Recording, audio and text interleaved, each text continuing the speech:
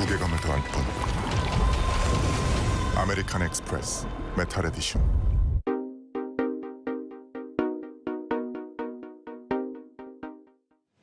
여러분 안녕하십니까? 4월 23일 뉴스플러스 시작합니다. 먼저 오늘 주목할 소식들입니다. 코로나19 하루 확진자 수가 800명에 육박하면서 106일 만에 최다를 기록했습니다. 4차 유행이 시작됐다는 분석이 나오고 있지만 정부의 백신 수급 대책은 여전히 갈팡질팡하고 있습니다. 네, 상장사인 삼부토건이 이낙연 더불어민주당 대표의 동생을 연입하기 전 발행한 전환 사채를 두고 의혹이 제기되고 있습니다.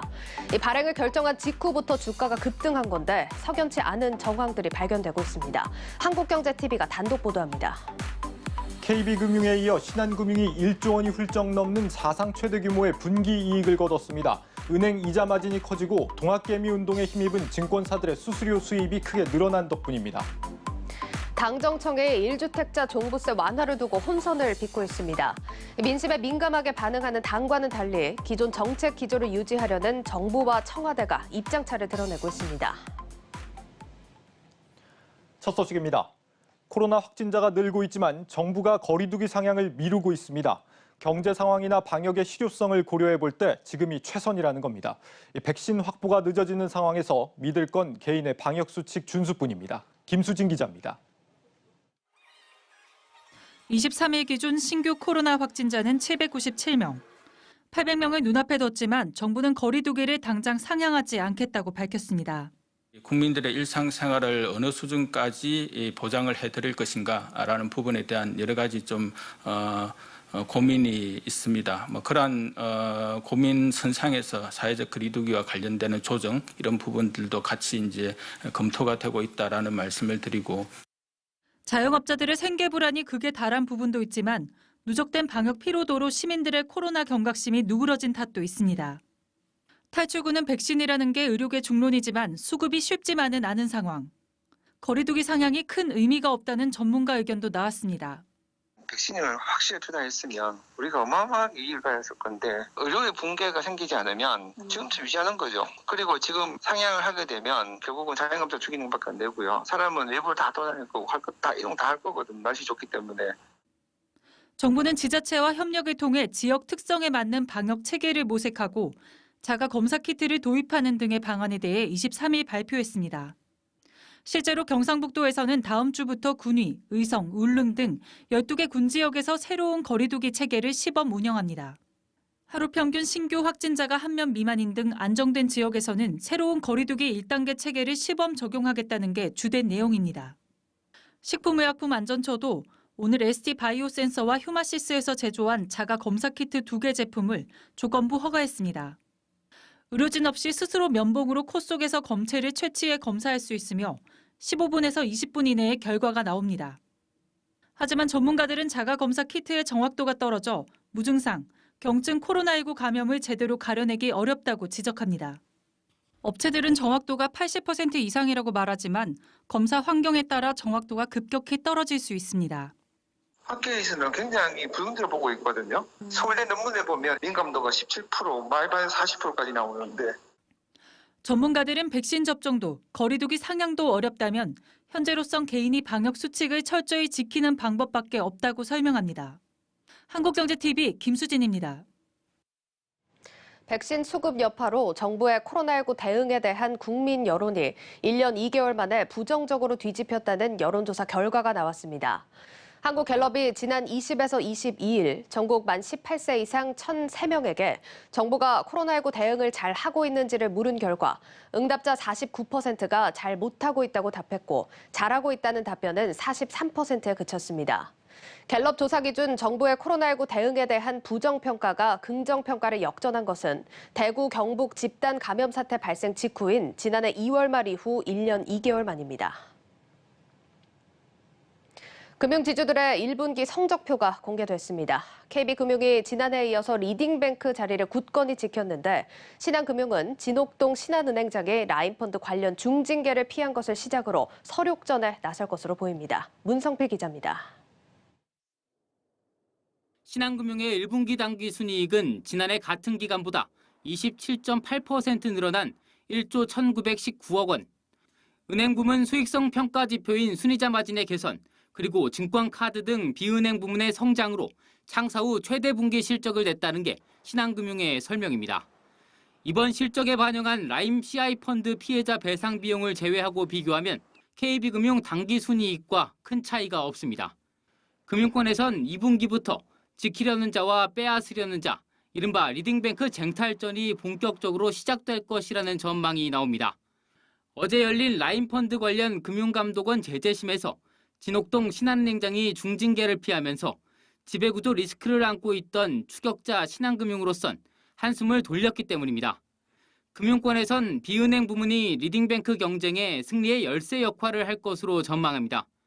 실제 KB금융과 신한금융 모두 비은행 부문을 강화해 실적 상승을 꾀하고 있습니다. 현재는 손해보험과 캐피탈 등 비은행 부문 포트폴리오가 어느 정도 완성된 KB금융이 신한금융을 앞서가는 모양새입니다. 때문에 신한금융이 앞으로 국내와 해외를 가리지 않고 비은행 부문 인수합병에 적극 나설 것이라는 관측이 나옵니다. 신한금융이 지난해 1조 1,582억 원가량의 대규모 유상증자를 결정해 자금을 마련해 둔 점도 이런 전망에 힘이 실리는 이유입니다. 여기에 오는 8월부터 본격적으로 시작하는 본인 신용정보 관리업, 마이데이터 사업의 성공 여부도 중요합니다.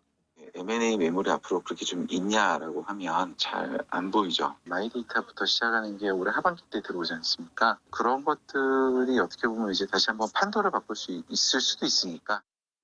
리딩뱅크 자리를 두고 KB금융 윤종규 호와 신한금융 조영병 호가 다시 경쟁 출발선에 섰습니다. 한국경제TV 문성필입니다.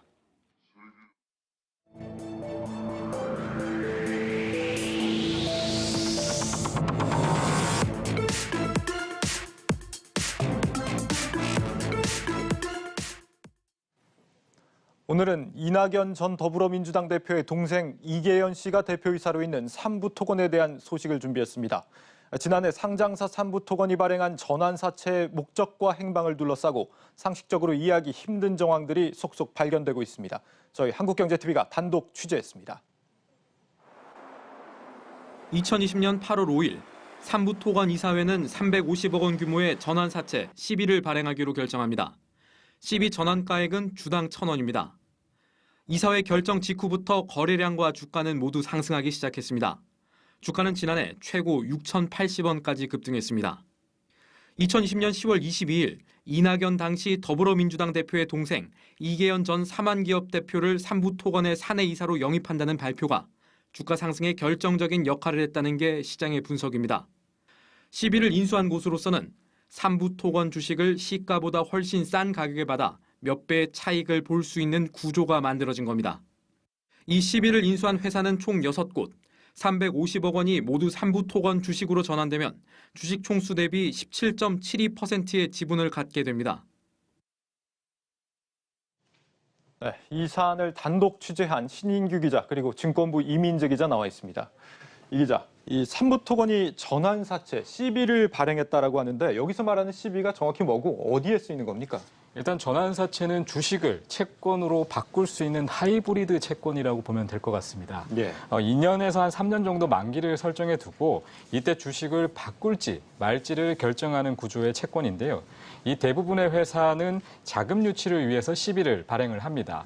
지금 그래프에서 보다시피 운영자금으로 쓰겠다고 공시를 하는 경우가 많은데요.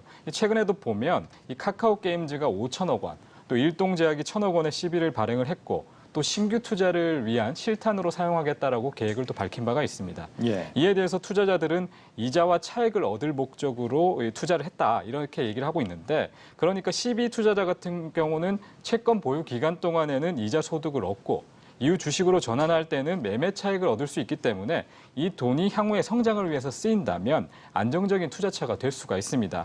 특히 주식으로 바꿔서 차익을 노리는 경우가 많은데요. 예를 들면 지난해 HMM이 이때 CB를 확보한 투자자 같은 경우에는 주가 급등으로 큰 수익을 얻기도 했습니다. 그러니까 그런 전환사채를 삼부토건이 공교롭게도 발행을 하고 나서 이 이낙연 전 대표의 동생이 이 회사의 사내이사가 되자 주가가 크게 올랐다. 이 현재 주가상으로는 이 전환사채를 인수한 회사들이 몇 배의 이득을 볼 수 있는 구조가 만들어진 셈인데 이 사실 여기까지는 그럴 수도 있다, 우연이었다라고도 볼 수 있지 않겠습니까? 그렇습니다. 그런데 문제는 이 시비를 인수한 사람들, 인수 주체가 누구냐에 따라서 그 부분이 좀 달라질 수 있다는 점입니다. 예. 제가 취재하면서 그 부분에 대해 특히 좀 수상한 점이 발견이 됐는데요. 저희는 이 회사들의 소재지를 직접 찾아가 봤습니다. 삼부토건의 시비를 인수한 기업들은 이사회 2주 전쯤 새로 만들어진 회사입니다. 한 곳 한 곳 찾아가 봤더니 이들은 등기부상 주소지만 있고 실제로는 존재하지 않는 페이퍼 컴퍼니였습니다. 2층 가정집을 주소로 쓰고 있는 곳도 있었습니다. 사장님 말씀 좀 여쭙겠습니다. 혹시 여기 2층에 회사가 있나요? 회사요? 아니, 여기 개인 집인데요, 여기. 2층 개인 집이에요? 네. 그런데 이들 중 한 곳의 주소에서 석연찮은 기업이 등장합니다. 문이 닫혀 있지만 사무실 밖에는 시비를 인수한 페이퍼 컴퍼니 대신 루트원 플러스와 빌리언이라는 기업의 이름이 붙어 있습니다. 그리고 루트원 플러스의 등기부 등본에는 삼부토건의 전 회장이자 현재도 삼부토건의 등기 임원으로 재직 중인 A씨의 이름이 있었습니다. A씨는 루트원 플러스의 대표이사를 10년 가까이 역임했었고 이후 삼부토건이 시비 발행을 결정한 지난해 8월에는 A씨의 부인이 루트원 플러스의 대표이사로 되어 있습니다. A씨는 삼부토건의 자금 조달과 의사결정 등을 담당하는 최고 경영진 가운데 한 명이라는 게 내부의 전언입니다. 시비 발행을 결정했던 지난해 8월 이사회에도 A씨가 직접 참여한 기록이 있습니다. 그러니까 이 삼부토건의 전환사채를 받아서 이득을 본 회사의 주소지를 찾아가 봤더니 거기에는 이 현 삼부토건 임원이 연관된 회사가 있었던 거네요. 그런데 이 시비를 받았다는 회사가 정말 우연찮게 이 삼부토건 임원이 연관된 회사가 있는 그 위치에 있었을 가능성은 없는 겁니까? 등기상 루트원 플러스와 본점 주소지를 이제 동일하게 공유했던 이 시비 인수 회사는 네. 좀 더 찾아가 봤더니 올해 3월에 본점을 이전합니다. 그럼 여기는 어디로 갔을까? 이 주소를 저희가 한 번 더 찾아가 봤더니 충북 음성군으로 되어 있었는데요. 예. 이곳의 주소는요. 루트원 플러스가 운영하고 있는 공장, 충북 음성 공장의 주소와 또다시 동일했습니다. 그러니까 이 삼부토건 임원이 연관됐다는 그 루트원 플러스와 시비 인수 회사가 공교롭게도 2번씩이나 주소가 겹쳤다 이거네요. 그렇다면 이 삼부토건은 대체 이 전환사치라는 걸 왜 발행했는지 짚어볼 필요가 더 커지겠습니다. 앞서 이 기자가 말한 것처럼 회사가 자금이 필요할 때 발행하는 게 전환사채다라고 한다면 이 삼부토건이 당시에 자금 사정이 어렵거나 했던 건 아닌가요? 사실은 취재의 시작이 그 부분이었습니다. 전환사채를 발행한 당시에 삼부토건은 회사 재무 구조가 이미 안정적이었다. 이런 설명을 내놨었는데 이거는 뒤집어 보면 당시에 그 회사가 전환사채를 발행해야 할 경영상의 필요가 절실하지 않았다는 뜻이 되기 때문입니다. 예.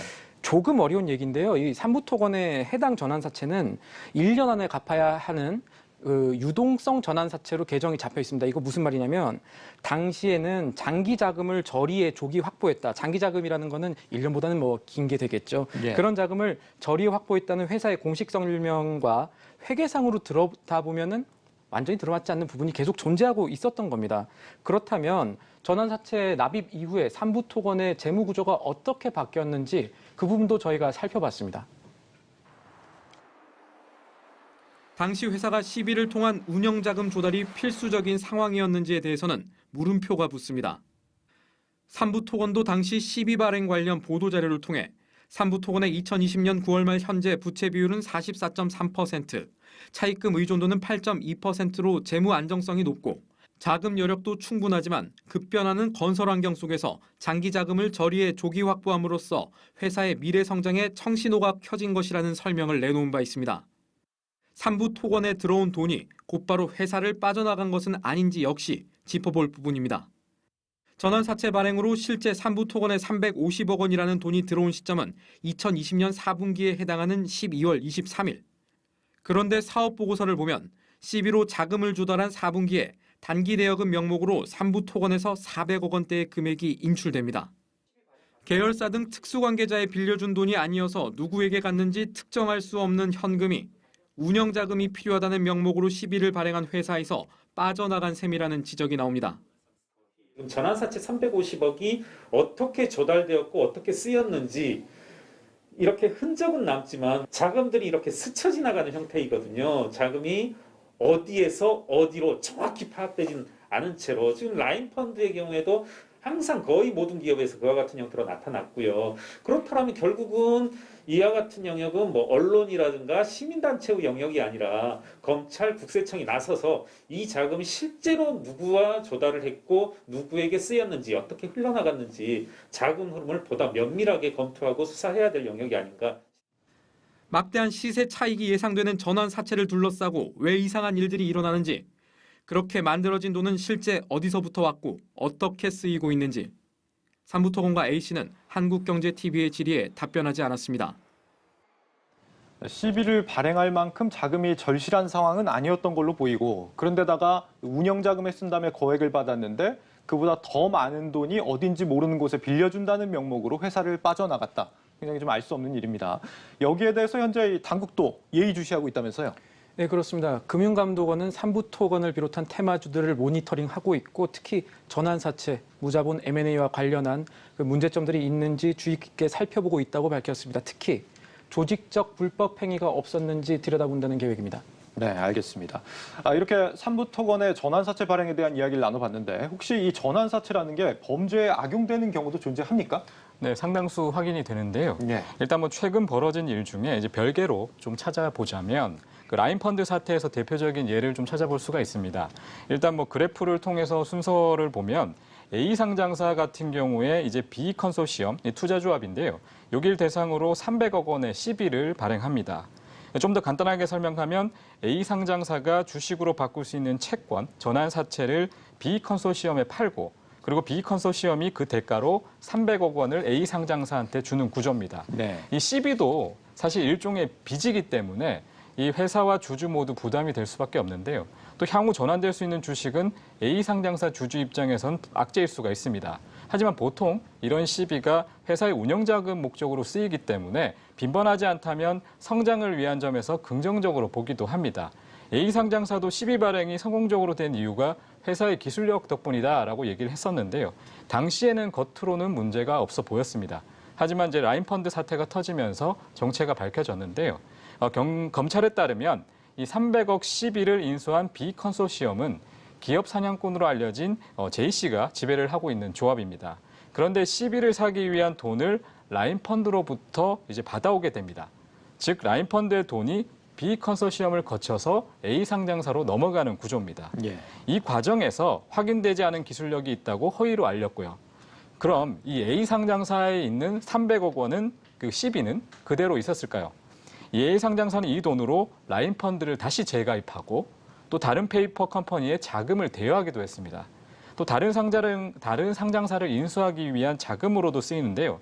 그 상장사도 이제 불법적인 자금 흐름에 직간접적으로 활용되기도 했습니다. 그러니까 회사의 성장을 위한 자금으로 위장을 해서 실제로는 기업 사냥 같은 데 쓰였다.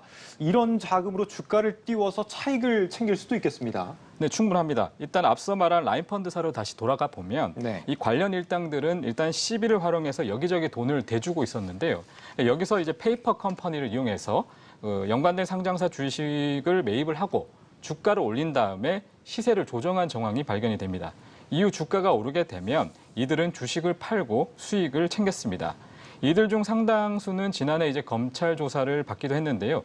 다만 이 주축이었던 J씨가 이제 잠적을 해서 난항을 겪었었는데 지난달 말에 경찰에 검거돼서 검찰로 넘겨진 만큼 이 수사의 속도가 좀 붙을 것으로 보입니다. 네, 전환사채를 활용해서 불법 행위를 하는 수법이 생각보다 좀 다양한 모양이죠? 네, 맞습니다. 시비를 악용한 사례는 이외에도 좀 많은데요. 뭐 예를 들면 여러 개의 투자조합으로 이 상장사를 무자본 인수합병을 합니다. 이후 상장사는 바이오 투자를 하기 위해서 뭐 시비를 발행한다고 계획까지 하고 공시까지 합니다. 하지만 실제로 빌린 자금은 거기에 쓰이지 않았고요.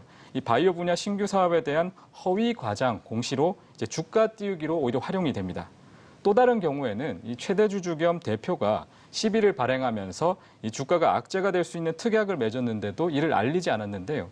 해당 대표는 흑자 전환 공시 이후에 이 주가가 급등하자 오히려 보유 주식을 매도합니다.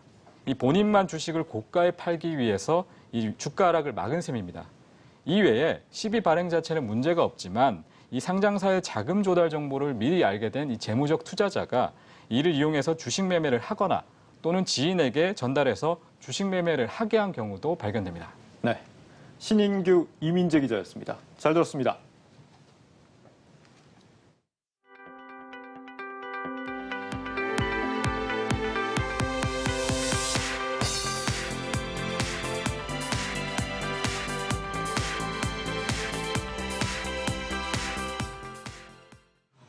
김부겸 국무총리 후보자는 최근 여당에서 나오고 있는 종합부동산세 완화 움직임과 관련해 세제를 지금과 같이 설정한 이유가 있다며 부정적인 뜻을 내비쳤습니다. 김 후보자는 오늘 오전 인사청문회 준비 사무실에 출근길에 기자들과 만나 현재까지 우리 정부가 유지해온 원칙이 있다며 이같이 말했습니다. 그러면서 이사 부동산 대책에 대해 공급 부문에서는 긍정적인 역할을 하되 원칙을 쉽게 흔들어버리면 부동산 시장 전체에 잘못된 메시지를 줄 수도 있다며 신중해야 한다고 말했습니다. 경찰이 서울주택도시공사 직원들의 뇌물수수 의혹과 관련해 강제 수사에 착수했습니다. 서울경찰청 반부패 공공범죄수사대는 오늘 오전부터 서울 강남 SH공사 본사와 지역센터 등 3곳을 압수수색하고 있다고 밝혔습니다. 경찰은 SH공사 현직 직원들이 내부 정보를 지역 부동산에 넘기고 이를 대가로 이득을 취했다는 첩보를 입수하고 강제 수사에 착수한 것으로 알려졌습니다. 잠시 꺾였던 서울 아파트 매수 심리가 오세훈 시장 취임 이후 2주 연속 다시 살아난 것으로 나타났습니다. 한국부동산원 자료를 보면 이번 주 서울의 아파트 매매 수급 지수는 101.1로 지난주 100.3보다 0.8포인트 올라가며 기준선 100을 넘겼습니다. 매매 수급 지수는 아파트 수요와 공급 비중을 지수화한 것으로 0에 가까울수록 공급이 수요보다 많음을, 200에 가까울수록 수요가 공급보다 많음을 뜻하는데 100을 넘어 높아질수록 매수 심리가 달아오르고 있다는 의미로 해석됩니다. 시크릿 부동산 시간입니다. 국회의원과 장관을 비롯한 고위 공직자들은 보유한 재산을 의무적으로 국민에게 공개해야 합니다. 특히 그중에서도 부동산이 상당 부분을 차지하는데 축소 신고되는 경우가 많아 논란이 일고 있습니다. 견우성 기자가 그 이유를 파헤쳐봤습니다.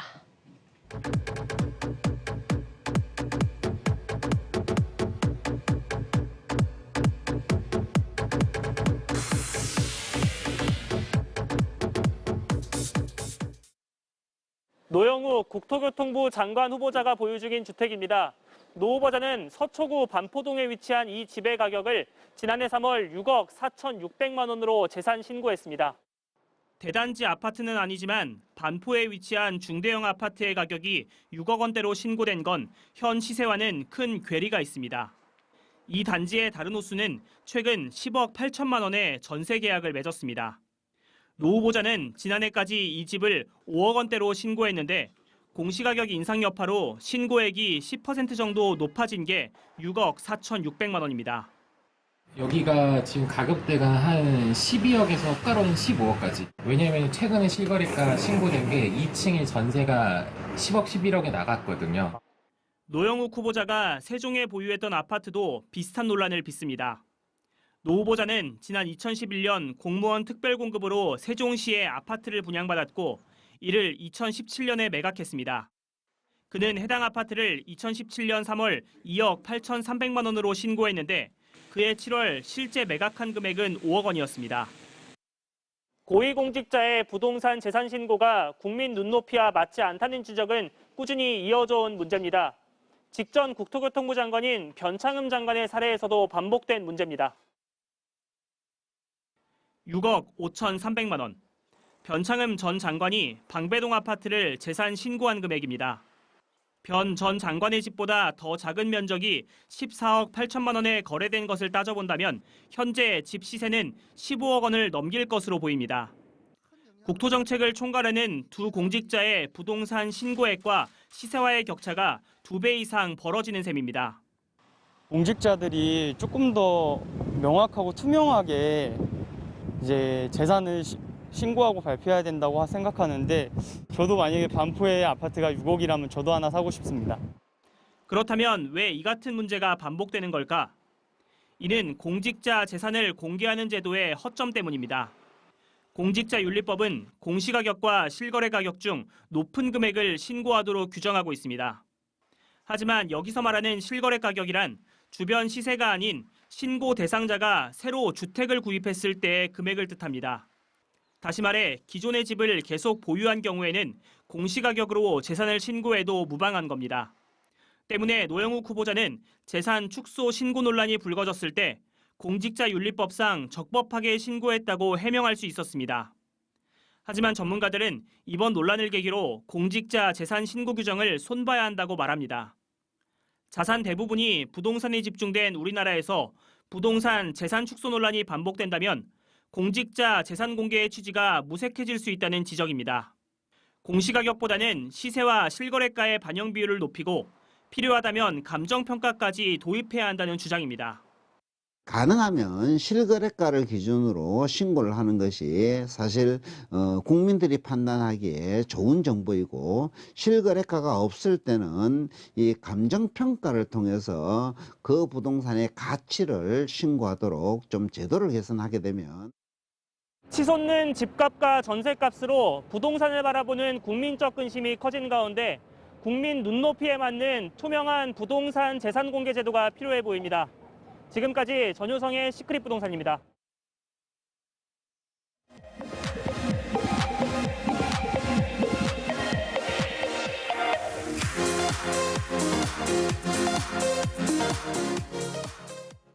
다음 주 주요 증시 일정 살펴보는 증시 전망대 시간입니다. 자, 이번 주 증시 참 다사다난했습니다. 코스피 지수 3,200포인트 종가 기준 최고치를 기록한 이후에 외국인과 기관의 동반 매도 물량이 쭉 출회되면서 개인만이 받쳐주는 시장 흐름이 이어지고 있습니다. 자, 다음 주 주요 일정과 전망을 통해서 시장 대응 틀을 잡아보시죠. 자, 증권부 정경준 기자 나와 있습니다. 정 기자 어서 오세요. 안녕하세요. 자, 일단 본격적인 내용 시작하기 전에 저희가 다음 주에 또 중요하게 살펴봐야 할 일정들 많죠? 네, 맞습니다. 다음 주 중반에 미국 FOMC 회의가 이제 예정이 돼 있고요.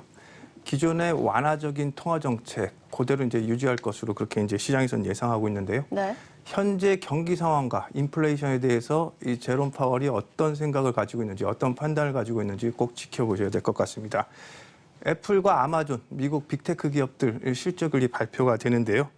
이미 실적에 대한 기대치는 시장에 반영돼 있습니다. 이렇다고 본다면 과연 실적이 시장의 눈높이에 맞는지 체크해 보시면 될 것 같습니다. 네.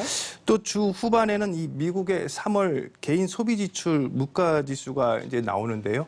인플레이션과 맞물려서 연준이 가장 핵심적으로 보고 있는 지표입니다.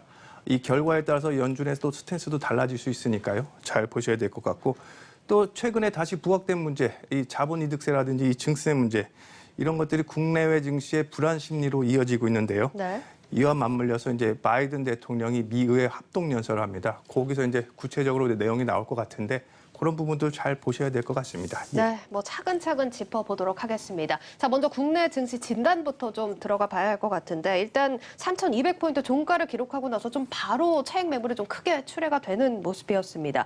일단 고점에 대한 부담이 작용했다, 이런 해석도 있는데 다음 주 증시는 저희가 어떻게 봐야 될까요? 예, 맞습니다. 이 3,100에서 3,200포인트 사이의 매물벽이 되게 두껍습니다. 그 매물벽을 소화하면서 이제 치고 올라가느냐, 그게 이제 다음 주 증시의 국내 증시의 관건이 될 것 같은데요. 네. 최근 국내 증시 상황 보면서 1월 말에 그때 3,200선 찍고 올라가면서 사흘 연속 떨어져서 3,000선이 붕괴되는 상황이 있었거든요. 네. 그게 다시 재현되는 거 아니냐 하는 우려감 가지신 투자자분들도 적지 않을 건데요. 당시 상황과 지금 상황은 좀 다르다는 게 이제 증시 전문가들의 전반적인 분석입니다. 그때는 이제 밸류에이션에 대한 부담이 좀 적지 않았고요. 또 이제 미국 국채 금리를 둘러싼 우려감도 이제 팽배했던 그런 상황이었는데, 그런 상황에서 기대했던 연준마저 별다른 대책을 내놓지 못하면서 이제 시장이 크게 밀린 그런 상황이었는데, 네. 지금 상황 보시면 인플레이션에 대한 우려 조금 일단락되는 그런 상황으로 가고요. 이와 맞물려서 미국 국채 금리도 안정세를 보이고 있습니다. 여기에 이제 경기와 기업 실적 회복에 대한 기대, 즉 현재 추세는 유지되고 있다, 이렇게 이제 보는 시각이 우세하다, 이렇게 보시면 될 것 같은데요. 다만 한 가지 우려되는 것은 3,200을 뚫고 안착해서 지속적으로 나갈 수 있는 이 성장 모멘텀, 상승 모멘텀이 지금 부재하다는 건데요. 그런 상황에서 최근에 이제 또 국내 코로나19 재확산 우려감이 또 있면서 이런 것들이 이제 차익 실현이나 이런 부담으로 이어지지 않는가, 이렇게 네. 생각을 하고 있습니다. 근데 전반적으로 보면 그 1월 말 당시 PER로 봤을 때 14.4배 정도였는데요. 지금은 13.2배 정도 수준이니까 밸류에이션의 매력은 좀 있다, 이렇게 보시면 될 것 같습니다. 일단 밸류에이션에 대한 매력은 좀 있다라고 평가를 해주셨습니다. 일단 국내 증시가 좀 방향성을 찾는 시기이기 때문에 앞으로 조금 더 지켜볼 일정들 일정들이 많을 것 같은데요. 글로벌 일정 좀 주의해서 살펴보셔야겠습니다. 일단 27일에서 28일 FOMC 회의 결과가 나옵니다. 일단 연준에서는 아직 괜찮다, 완화적인 스탠스 유지하겠다 이런 입장을 계속해서 발표해 오고 있었는데 이번 FOMC는 좀 다를까요? 이번 FOMC도 크게 뭐 달라진 내용은 나오지 않을 것으로 그렇게 예상이 되는데요. 일단 그 기존의 완화적 통화정책 스탠스 그대로 이제 유지할 것으로 예상이 되는데요. 네. 연준의 그 방침 스탠스는 그렇습니다. 인플레이션이 이 지속 가능한 인플레이션이냐, 이게 이제 첫 번째고요. 두 번째, 그렇다면 우리가 생각했던 상승 그 성장세가 과연 나올 거냐? 전망만 하지 말고 지표로 봐서 확인되고 그때 대응해도 늦지 않는다. 뭐 이렇게 이제 판단하시는 것 같아요. 네. 그러니까 결국 이제 이번 뭐 FOMC도 크게 뭐 방향이 스탠스가 달라진다거나 그러지는 않을 것 같은데요. 근데 이제 문제는 뭐냐면 이제 언제 또다시 시장 금리가 팍 튈지 모른다는 거죠. 네네. 이게 이제 뭐 기저 효과가 끝나느냐 마느냐 뭐 이런 지금 논란들이 있기 때문에 그런 측면에서 시장 금리가 언제 또 상승하느냐 하락하느냐 이런 것들 좀 주의해서 보셔야 될 것 같고요. 또 이제 최근에 나온 거죠. 이 고소득층에 대한 자본이득세 인상 문제 등 이런 것들 이제 미국발 증세 문제가 이제 슬슬 본격적으로 이제 이 반영되기 시작했는데 네. 이런 것들이 이제 기업 이익에 어떻게 반영될지 이런 것들은 좀 체크해서 보셔야 될 것 같습니다. 그리고 한 가지 더 말씀드린다면요. 미국과 중국을 중심으로 한 이 코로나19 재확산세는 조금 주춤하는 상황이에요. 근데 네. 이에 반해서 이제 신흥국이나 아직 백신 접종이 덜 된 국가들은 좀 많이 이제 인도 같은 경우 참 우려되는 수준인데 이런 상황이 선진국과 후진국 간의 어떤 글로벌 성장 불균형 이런 것들이 이제 초래될 경우 환율에 대해 이 위험 자산에 대한 이 회피 심리도 또 강해질 수 있거든요. 그럴 경우 우리 국내 증시는 또 어떤 영향을 받을지 이런 부분들 좀 주의해서 보셔야 될 것 같습니다. 네, 알겠습니다. 자, 이게 앞서 자본 이득세에 대해서 또 얘기를 해주셨는데 지금 오늘 블룸버그에서 나온 보도를 보면 39.6%, 거의 40%까지 이걸 인상하겠다, 2배 가까운 수준인데 이런 발표가 나오면서 뉴욕 증시는 하락 마감을 지었습니다. 우리나라도 오늘 증시에 대한 분석을 보면 이 부분에 영향을 받았다 이렇게 보시는 분들도 있는데 이렇게 자본 이득세가 우리 시장에는 좀 어떤 영향을 미치게 될까요? 그 간밤에 미국 증시가 이제 자본이득세 20% 39.6%로 올리는 방안을 놓고 이제 구체화되면서 미국 증시 많이 빠졌죠. 네. 그래서 국내 증시도 이제 장 개장하자마자 영향을 많이 받았는데 저 개인적인 생각으로는 미국이 증세하는데 왜 우리 증시가 영향을 받는지가 참 첫 번째로 의문이 들고요. 네. 미국이 지금 증세 문제를 꺼냈지만 이거는 이제 의회를 통과해야 되는 문제고 의회에서 논의 과정에서 세율은 얼마든지 조정될 수 있고 이게 이제 내년부터 또 적용이 된다. 내후년부터 언제 적용될지 모르는 상황에서 너무 시장이 과도하게 민감하게 반응하고 있다. 뭐 이렇게 이제 해석이 되는데요. 네. 그 이면에는 아무래도 지금 뚜렷한 성장 모멘텀도 없고 이러다 보니까 시장이 이런 조그만 악재도 민감하게 반응하는 거 아닌가 뭐 그런 측면으로 해석이 되어지는 것 같습니다. 예. 지금 이제 일단 법인세에서 시장이 한번 겁을 먹었고 이번에 이제 자본이득세 거의 40%까지 얘기가 나오다 보니까 이 부분 이 수치에 대해서도 좀 불안한 모습이 반영이 되는 모습인데 지금 이제 39.6%로 나와 있지만 이 부분은 좀 조정될 가능성이 없을까요? 아까 의회 논의 과정에서 이제 얼마든지 조정이 되겠죠. 왜냐하면 바이든 행정부 같은 경우도 이제 추가적으로 뭐 조금 이따 또 1조 5천억 달러 정도의 이제 가족 계획 같은 그런 이제 뭐 가족 부양책 같은 이제 부양책을 추가적으로 또 내놔야 되니까 그게 이제 이 파트너 상대인 이제 이 공화당과 또 얘기를 해야 되니까 그런 과정에서 이제 주고받는 그런 이제 그런 상황이 이어지겠죠. 그렇다면 아무래도 이제 이 법인세 문제라든지 증세 문제에 대해서 세율 조정 가능성이 얼마든지 있고 또 이제 문제는 그거예요. 이 법인세율을 이 세율을 증세했을 경우에 그것들을 기업 이익이 어떻게 이제 이 부담스럽지 않게 반영하느냐. 요게 이제 기업 실적에 측면에서 봤을 때 그런 것들 이제 국내 증시나 글로벌 증시에 어떻게 영향을 미칠까 이런 측면에서 보셔야 될 것 같습니다. 예, 일단 조정될 여지가 있다 이렇게 또 평가가 나오고 있는 만큼 앞으로의 상황 또 지켜보셔야겠습니다. 자, 계속해서 미국 경기 상황 짚어볼 텐데 일단 미국의 3월 소매 판매 서프라이즈를 기록을 했습니다. 일단 경기 회복 기대를 더 높인다 이렇게 봐도 되는 지표였는데 그 이후 행보를 보면 국내도 그렇고 글로벌 증시도 보고 이렇게 지표들이 어떻게 보면 차익 실현 물량을 계속 부추겼다 이런 평가들도 나오고 있어요. 네, 맞습니다. 이 국내외 증시의 포인트를 보시면 이제 코로나 이후 짚어봐야 될 포인트는 딱 두 가지입니다. 하나는 이제 금리 문제, 그리고 하나는 성장 문제. 이 두 가지 측면에서 접근하시면 될 것 같은데요. 금리 문제는 이제 인플레이션이라든지 시장 금리 문제 뭐 이런 걸로 이제 일단락되는 상황인데 과연 우리가 기대했던 만큼의 성장이 지표에도 그대로 반영돼서 나올까 하는 게 이제 최대 관심사 아니겠습니까? 네. 그런 측면에서 봤을 때 이제 소비 회복, 미국 경제의 70%를 차지하고 있는 이 소비 심리, 소비 경기가 살아나야지 이제 전반적인 성장세로 들어갔다 이렇게 볼 수 있는데 그런 측면에서 봤을 때 이 대표적인 지수가 미국 소매 판매 지표입니다. 네. 지금 이 그래픽에서도 보듯이요. 들쭉달쭉합니다. 들쭉달쭉. 그러네요. 올라갔다가 내려갔다가 또 지난 3월에는 거의 이제 뭐 서프라이즈 수준으로 9.8%까지 나왔는데요. 네, 네.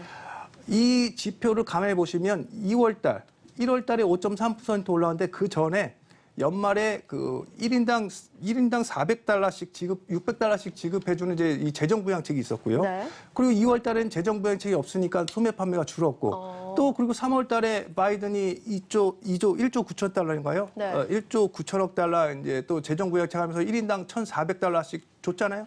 주니까 이제 현금 지원하니까 그런 것들 이제 소비로 이어지면서 9.8% 저렇게 이제 서프라이즈가 나오게 됐는데 문제는 4월 달에는 없어요, 지금. 4월 달에는 이제 어떻게 될지가 이제 초미의 관심이고 그런 것들이 이게 이제 그 성장의 재정 부양책에 대한 효과가 바로 이렇게 나타나구나 하는 그런 측면이 있는데 이걸 또 반대로 뒤집어 보면 이 재정 부양책이 지원되지 않으면 아직도 불안하다. 이렇게 이제 시장에서는 해석할 수 있는 거죠. 네. 이런 측면에서 본다면 연준의 기존 그 완화적 통화 정책 스탠스는 유지될 가능성이 큰데요. 그렇지만 이제 성장이라는 측면에서 봤을 때 이 경기 회복에 대한 시장의 기대감이 너무 큰 거 아니냐.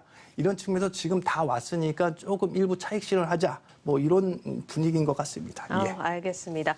자, 이제 국내 증시가 또 중요한 만큼 국내로 돌아와서 또 짚어보자면 일단 최고치 이후에 빠지는 시장을 두고 고점에 대한 부담이다. 이런 평가와 함께 이제 다음 달입니다. 공매도 재개를 두고 좀 우려하고 있다. 이런 평가도 나오고 있어요. 이 부분도 한번 짚어보죠. 예, 내달 3일이죠. 5월 3일 날 공매도 이제 부분 재개가 되는데요. 아직 뭐 일주일 정도 남았는데 시장에서는 그 전부터 이제 이 공매도 사정권에 들어서 움직이기 시작하는 그런 것 같습니다. 이제 코스피 200, 코스닥 150 종목에 한해 가지고 이제 공매도가 부분적으로 재개되는데요. 최근 시장 상황 보시면서 저희 CG 그래프 한번 보시면 대형주 공매도가 집중될 것으로 예상되는 대형주는 상승폭이 크지 못했습니다. 지수 상승률에도 못 미치는 저런 상황을 보이고 있고요. 네. 이런 것들이 이제 공매도에 대한 시장 우려감이 반영돼 있다. 이렇게 이제 해석들을 하시는 것 같아요. 근데 일부에서는 또 공매도에 대해서 너무 우려가 과하다.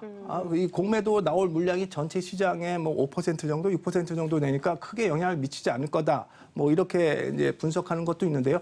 일단 공매도가 재개되면 기존에 그 바이오주 같은 경우도 공매도가 이제 집중 타깃을 했던 그런 부분들이거든요. 바이오주나 그다음에 그간 많이 급등했던 종목들 이런 종목들은 조금 경계감을 가지고 지켜보셔야 되지 않을까 이렇게 이제 시장에서는 보고 있는 것 같습니다. 예. 네, 알겠습니다. 방향성을 찾는 시장입니다. 앞으로의 일정들 계속해서 주목을 해보셔야겠습니다. 여기까지 듣겠습니다. 증권부 정경준 기자였습니다. 고생하셨습니다.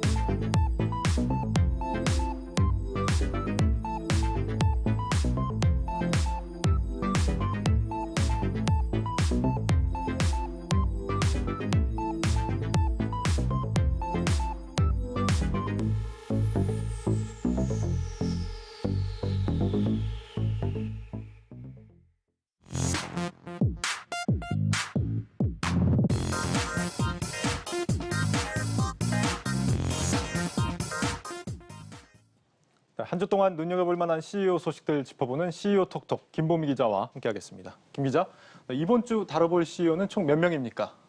총 2명이네요. 네, 맞습니다. 이번 주에는요, 특별히 좀 앵커와 또 우리 시청자 여러분들이 쉽게 알아맞힐 수 있도록 인물들을 좀 픽해봤는데요.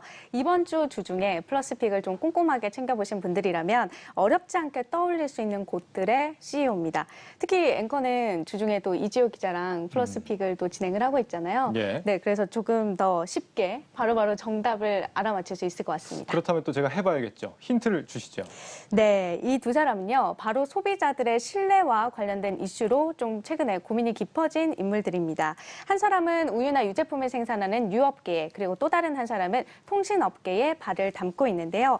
또 앞서 말씀드렸던 것처럼 이번 주 월화수목 플러스픽 시간에서 다뤘던 이슈들의 기업 CEO입니다.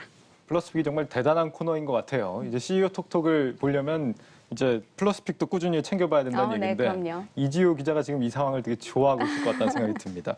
일단 네. 유업계는 누군지 딱 알겠습니다. 남양유업이 최근에 이제 소비자 불매운동 때문에 좀 시끄러웠잖아요. 네, 맞습니다. 바로 한 번에 알아맞히시는데요. 그렇죠. 말씀하신 것처럼 첫 번째는 남양유업의 홍원식 회장 소식입니다. 남양유업이 최근 한 세미나에서 이 불가리스가 코로나 억제 효과가 있다는 발표를 했다가 후폭풍에 시달리고 있죠. 그런데 이번 주에는요, 홍원식 회장 일가가 회사 자금을 개인 용도로 사용했다는 의혹이 제기되면서 논란이 일고 있습니다. 사태가 걷잡을 수 없이 커져가는 모습인데요. 이 홍 회장은 여전히 침묵을 지키고 있습니다. 소비자 불매운동이 다가 아니었군요. 이 회사 돈을 개인 용도로 사용했다는 건 구체적으로 어떤 내용입니까? 홍 회장의 장남 홍진석 상무가 이 회사 돈으로 수입차를 빌려서 개인적으로 썼다라는 의혹을 받고 있는 건데요. 자료 화면을 좀 보시면요, 절로 억소리가 납니다. 남양유업 업무용 차량에는 캐딜락 에스컬레이드, 도요타 시에나, 혼다 오디세이, 레인지로버 등이 등록돼 있고 주 운행자가 홍진석 상무로 명시돼 있는 것으로 전해지는데요. 좀 시세를 알아봤더니 레인지로버 같은 경우에는 최고가가 한 2억이 넘더라고요. 남양유업의 회사 업무에 실제 저런 화려한 수입차들이 필요했을 것 같지는 않은데요. 네, 이렇게 또 워낙 고가의 차량이다 보니까 지난 2018년 10월 기준으로 이 매달 리스비만 1,100만 원이 넘었다고 합니다. 네. 사실 1,100만 원 하면 일반 직장인들의 몇 달치 월급이잖아요. 그러네요. 이 운전기사도 회사 소속으로 배정된 것으로 전해지는데요. 홍 상무는 이런 차량들을 자녀 통학용으로 썼다는 의혹을 받고 있습니다. 여기에 또 다른 내용들도 있는데요. 또 있다고요? 네, 맞습니다. 아직 끝이 아닙니다. 네.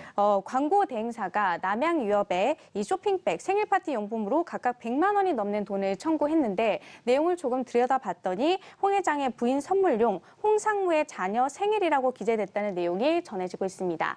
여기에 하나 더, 직장인 온라인 익명 커뮤니티 사이트인 블라인드에서는 이 홍 회장 일가가 병원에 가거나 가족 여행을 갈 때도 직원들을 동원한다는 내부인의 주장까지 나오고 있는 상황입니다. 제기된 의혹들이 사실이라고 한다면 정말 사안이 심각해 보입니다. 이게 뭐 개인 회사도 아니고 상장사인데 말이죠. 여기에 대해서 홍원식 회장이 입장을 내거나 하진 않았습니까? 네, 아직까지 특별히는 없었습니다. 업계는 은둔 경영자로 알려진 이 홍 회장이 이번 사태에 직접 나설 가능성은 높지 않은 것으로 보고 있는 상황입니다. 그도 그럴만한 게 또 지금까지 그런 전례가 거의 없었기 때문인데요. 실제로 홍 회장이 이 직접 사과 입장을 표명했던 건 지난 2019년 이 외조카인 황하나 씨가 마약 투약 혐의로 구속된 사건이 유일합니다. 그렇다면 남양유업에서는 적어도 뭐 입장을 내놨겠죠. 어떤 입장입니까? 네, 남양유업은 원론적인 입장을 내놨는데요. 현재 사실관계를 확인 중이고 문제가 있는 부분에 대해서는 책임 있는 이 조치를 취하겠다라는 입장을 내놓은 상황입니다. 글쎄요. 책임 있는 조치라는 게 뭐 어떤 걸 말하는지 잘 모르겠습니다. 남양유업은 지난해 이 적자 때문에 직원들 월급도 깎았다면서요. 이번 일 때문에 사실 뭐 피해는 또 고스란히 직원들하고 대리점들이 짊어져야 되는 게 아닌가 이런 생각이 듭니다. 이어서 두 번째 CEO 살펴볼 텐데 두 번째는 통신업계라고 했죠? 네, 맞습니다. 혹시 떠오르시는 곳 있나요? 뭐 통신업계라고 하면 사실 통신사가 한 3곳 정도밖에 없기 때문에 우리가 또 유튜버 이썸 문제로 그 지목을 받았던 KT 얘기 아닙니까? 네, 맞습니다. 오늘 좀 컨디션이 굉장히 좋아 보이시는 것 같은데. 제가 진행했는데 제가 모르면 좀 민망하죠? 예. 네, 맞습니다. 두 번째는 바로 KT의 구현모 대표 소식입니다. 네. 최근 KT의 인터넷 속도 문제가 불거지면서 이 소비자들의 공분을 사고 있죠. 구 대표가 직접 사과에 나섰습니다. 하지만 KT가 서비스 기사들에게 책임을 떠넘기려 했다라는 의혹이 제기되면서 논란이 불거지고 있는데요. KT에 대한 소비자들의 신뢰가 흔들리면서 구 대표의 고민도 깊어지고 있는 모습입니다. 네, 이번 논란은 유튜버 이썸이 이 KT의 인터넷 속도를 문제 삼으면서 시작된 거죠? 네, 맞습니다. 또 방송 보니까 또 이섭을 또 굉장히 잘 알고 계시더라고요. 그렇죠. 잘 알고 있습니다. 네, 이섭은요, 구독자 171만 명을 보유하고 있는 IT 전문 유튜버입니다. 스마트폰, 가전 등을 비롯해서 IT에 관심 있는 분이라면 이섭을 모르시는 분들 아마 없으실 텐데요. 사건을 좀 간단하게나마 설명해 드리자면 그동안 이섭은 10GBps 속도의 인터넷 요금제를 가입해서 사용해 왔는데 알고 보니까 실제로는 인터넷 속도가 100Mbps밖에 정도밖에 안 됐다라는 겁니다. 요금제로 따져보면 월 88,000원, 약 9만 원대 요금을 내면서 22,000원대 서비스를 받고 있었던 겁니다. 한두 푼도 아니고 소비자 입장에서는 좀 황당할 일입니다. 네, 그렇죠. 이걸 보고서 사실 저도 좀 집에 있는 인터넷 속도를 직접 이렇게 좀 체크를 해봐야 되나, 아니면 통신사를 바꿔봐야 되나, 네. 아니면 또 요금제를 바꿔봐야 되나, 이렇게 좀 별별 생각을 다 들었는데요. 사실 저처럼 이렇게 생각하시는 분들이 적지 않았던 것 같습니다. 이 같은 소식이 온라인 커뮤니티 상에서 빠르게 퍼져나가면서 상황이 점차 심각해지는 모습이었고, KT는 공식 사과문을 게재했습니다. 또 구 대표도 직접 사과에 나섰는데요. 구 대표는 속도 설정 부분이 잘못돼 있었다면서 이번 사태가 벌어져 죄송하고 오류를 겪은 고객들에게는 충분한 보상을 드릴 생각이라고 말했습니다. 사실 이 과정에서 KT가 좀 대응이 미흡하다 보니까 빈축을 사기도 했잖아요. 네, 맞습니다. 유튜버 이섭은 인터넷 속도 문제와 관련해서 이 고객센터에 여러 차례 연락을 했고 증거 자료까지 제출했다고 하는데요. 이 보상은 둘째 치더라도 다음에 또 이런 문제가 불거지면 어떻게 할 거냐라는 질문에 매일매일 속도를 측정해서 문제가 생기면 연락을 달라라는 조금 다소 황당한 답변을 받았다고 합니다. 네. 또 이섭 영상 이후에 KT와 이섭이 함께 찍은 유튜브 광고 영상은 일시적으로 비공개 처리됐다가 현재 다시 또 영상이 재생이 되고 있는 상태인데요. 이에 대해서도 소비자들은 차가운 반응을 나타내고 있습니다. 그런데 이 상황에서 KT가 서비스 기사들에게 책임을 떠넘기려 한다는 논란이 제기되고 있다고요? 이건 또 무슨 얘기입니까? 네, 사건이 좀 채 수습하기도 전에 인터넷 속도 저하 책임을 KT가 하청업체 직원들에게 떠넘기고 있다는 논란이 불거진 겁니다. KT 세노조는 어제 보도자료를 내고 구 대표의 진지한 성찰과 사과를 요구한 상황입니다. 구체적으로 어떻게 갑질 대응을 했다는 거죠? 일단 먼저 좀 자료 화면을 보시겠습니다. 네. KT가 하청업체 KTS 직원들에게 보냈다는 문자 내용인데요. 속도 이슈가 불거지면서 도급비에도 영향을 미치게 됐다라는 내용이 담겨 있습니다. KT 세노조는 보도자료를 통해서 사과는 말뿐이고 고객 응대 갑질에 이어서 하청 갑질로 책임을 떠넘기겠다는 태도 이상, 이하도 아니다라면서 다소 수위 높게 비판하는 모습을 보였는데요. 논란이 쉽게 가라앉지는 않을 것으로 보입니다. 그러니까 이번 일을 이유로 하청업체 도급비를 깎아버렸다 이런 거네요. 이게 뭐 구 대표가 사과를 하고 나서 이런 반발이 나오기 시작한 건데 자칫 이 앞에서 사과를 하고 뒤에서는 이렇게 책임을 전가하는 것처럼 비춰질 수도 있겠다 이런 생각이 듭니다. 그런데 이 최근 KT의 악재가 이게 다가 아니라면서요? 네, 맞습니다. 지난주에는 강국현 KT 커스터 부문장이 김영란법 위반 혐의로 경찰에 입건됐고요. 또 KT의 쪼개기 후원 의혹에 대한 검찰 수사도 1년여 만에 최근 재개가 됐습니다. 쪼개기 후원이라는 건 어떤 걸 말하는 겁니까? 황창규 전 회장 재임 시절에 이 고위급 임원들이 회사 돈으로 상품권을 사서 또 다시 그 상품권을 현금화시켜서 이 다수의 국회의원들에게 후원했다는 의혹을 받고 있는 사건인데요. 이 당시 구 대표가 황 전 회장의 비서실장과 경영기획 부문장을 지냈던 만큼 이 수사 결과에 따라 구 대표도 영향을 받을 수 있다는 전망이 나오고 있는 상황입니다. 그렇군요. 구 대표가 취임한 지 이제 1년이 조금 넘었다고 하는데 벌써부터 해결할 일이 산적해 있는 것 같습니다. 네, 잘 들었습니다. CEO 톡톡 김보미 기자였습니다. 수고했습니다.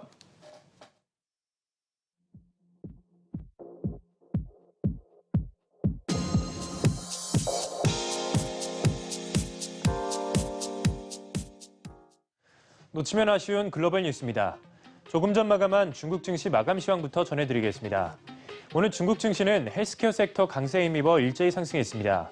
상해 종합지수는 0.26%, 선전 종합지수가 1% 올랐고 기술주 중심의 창업한 지수는 1.87% 큰 폭으로 올랐습니다. 오늘 헬스케어 섹터가 1% 넘게 오르면서 증시 상승을 견인했는데요.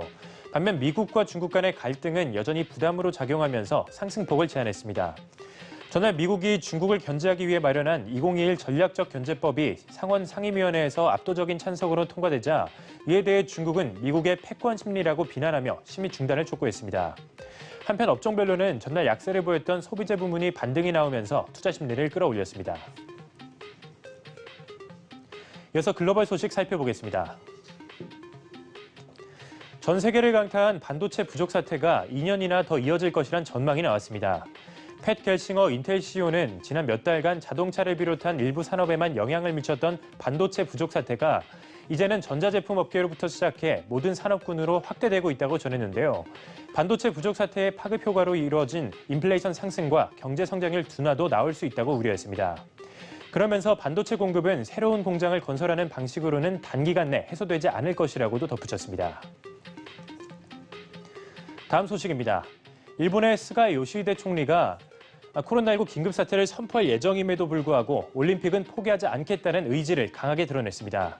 스가 총리는 내년 여름에 예정된 도쿄 올림픽에서 관해서 예정대로 진행할 것으로 생각한다고 전했는데요.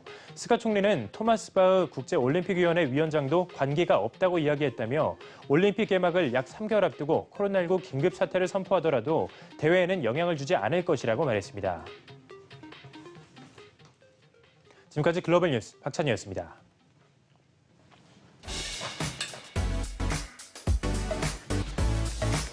다가오는 주요 일정 전해드립니다. 먼저 다음 주 월요일 반도체 부족 사태로 생산을 중단했던 한국 GM이 월요일부터 공장을 절반 수준으로 가동할 예정입니다. 또 삼성 일가가 고 이건희 회장의 유산 상속 내용과 절차를 이날 공식 발표합니다. 글로벌 일정으로는 미국 CDC가 앞서 표결을 보류했던 얀센 백신 관련 회의를 다시 열고 백신 사용 재개 여부를 결정한다는 점 전해드리겠습니다. 주요 40개국이 참여한 기후 정상회의는 각국의 보호주의 속에서도 하나된 목표를 확인할 수 있는 자리였습니다. 우리 문 대통령 역시 온실가스 감축 목표를 추가 상향하겠다 이런 방침을 밝혔는데 국제사회에서 한국의 위상을 더 높이는 계기가 될 걸로 보입니다. 하지만 신냉전 구도 속에서 각국이 적대적 경쟁을 벌이면서도 동시에 특정 분야에서만 화합한다는 게 실제 가능할지 의구심은 여전합니다. 이미 미국 진영과 중러 진영 간의 기후변화 대응에 대한 시각이 다르고 이 개도국들은 또 다른 불만을 호소하고 있습니다. 공존을 추구하면서도 국익과 실리를 함께 고민하며 신중하게 대응해야 하겠습니다. 저희가 준비한 소식은 여기까지입니다. 시청해주신 여러분 고맙습니다.